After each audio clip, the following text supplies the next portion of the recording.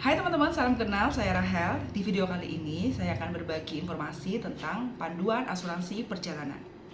Nah, karena namanya adalah asuransi perjalanan, maka produk ini memberikan proteksi ketika kita sedang berpergian, sedang di jalan, sedang traveling begitu ya konteksnya. Dan ini berlaku di dalam negeri maupun di luar negeri. Jadi internasional maupun domestik dia bisa cover.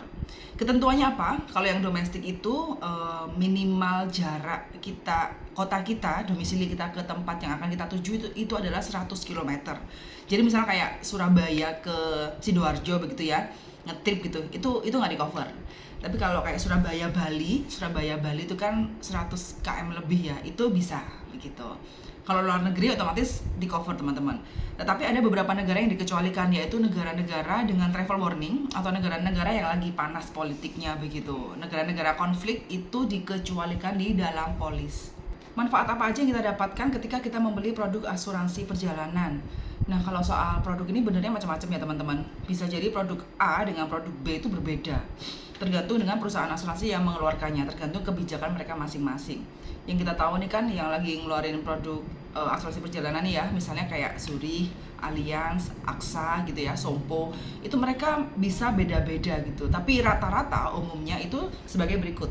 Yang pertama medis rawat inap maupun rawat jalan itu di cover. Jadi nggak harus rawat inap teman-teman, rawat jalan aja. Kita demam, kemudian kita ke dokter, ke klinik, itu bisa di cover, bisa diklaimkan. Kemudian yang kedua, delay pesawat. Delay pesawat ini tentunya ada minimal jamnya ya teman-teman ya. Yang saya tahu paling minim itu per 4 jam. Ada juga yang per 8 jam, ada juga yang per 12 jam. Tergantung produk mana yang teman-teman beli begitu. Kemudian yang ketiga itu ada kecopetan.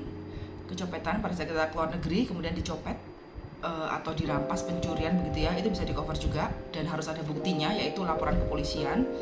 Kemudian yang berikutnya adalah bagasi rusak pada saat dicek baggage. Jadi bagasi rusak ini harus saat dicek baggage teman-teman, nggak boleh pada saat kita bawa-bawa koper begitu ya. Kemudian karena kita berlarian, akhirnya koper rodanya tuh copot begitu. Nah itu nggak bisa diklaimkan. Tapi kalau kita tasnya dalam keadaan baik, kita masukkan ke check baggage begitu ya, dan keluar pada saat kita mau ngambil nih ternyata rusak gitu, peyok karena dilempar-lempar oleh petugas airlines, itu bisa banget diklaimkan dengan menunjukkan bukti PIR namanya teman-teman, Property Irregularity Report. Minta aja ke airlines-nya, mereka akan kasih dan itu bisa diklaimkan ke asuransi. Kemudian yang berikutnya itu adalah cancellation trip, pembatalan perjalanan, itu rata-rata asuransi juga cover. Jadi kita udah beli paket tour nih, kemudian H-2 ternyata ada saudara kita meninggal atau tertanggung sendiri nih, nasabahnya sendiri mengalami sakit harus rawat inap sehingga dokter memutuskan untuk tidak boleh berpergian. Nah itu seluruh biaya yang hangus, biaya paket tour yang teman-teman sudah beli, tiket hotel atau tempat-tempat attraction yang sudah teman-teman bayarkan begitu, itu bisa diklaimkan. Limitnya juga tergantung plan yang teman-teman ambil. Yang saya tahu paling gede itu bisa sampai dengan 75 juta teman-teman. Nah, saya punya tips nih supaya produk asuransi perjalanan yang teman-teman punya itu benar-benar maksimal. Tipsnya adalah belilah produk asuransi perjalanan itu jauh-jauh hari. Jadi jangan mepet-mepet. Paling enggak minimal nih H-14. Karena kalau misalnya teman-teman beli sekarang untuk keberangkatan besok gitu ya, itu artinya manfaat cancellation trip tidak akan berlaku begitu. Contoh case-nya seperti ini.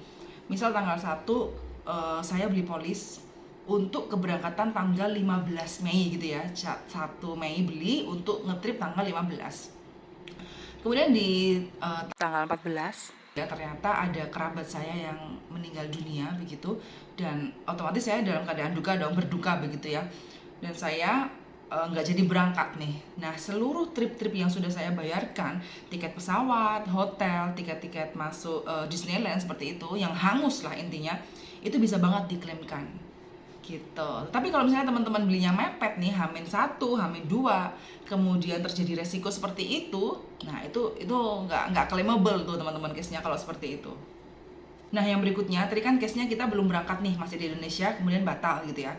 Kemudian manfaat berikutnya rata-rata yang asuransi punya itu adalah pulang lebih awal. Jadi misal kita membeli paket tour selama 20 hari, ternyata hari ke-10 kita harus pulang lebih awal karena mendapatkan berita duka seperti tadi.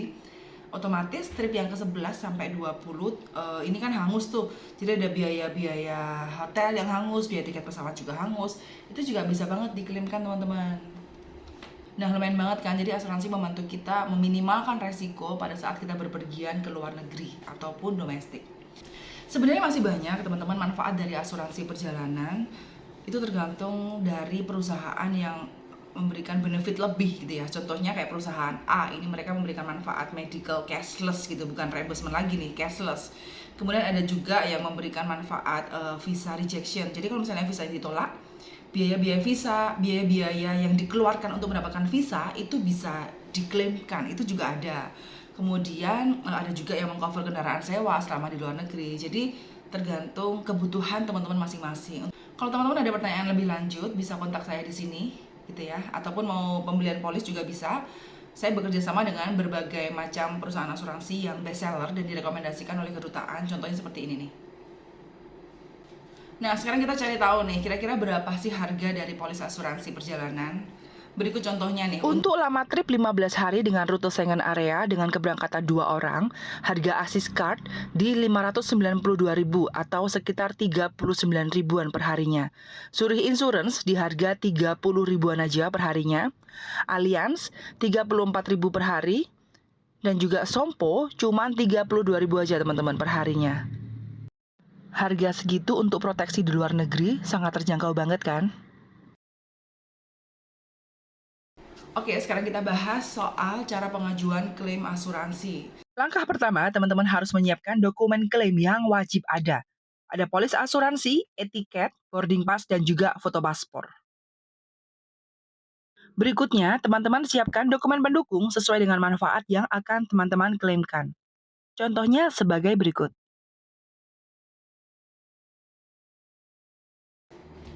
Nah, buat teman-teman yang sudah nonton video saya sampai akhir, ini saya kasih promo.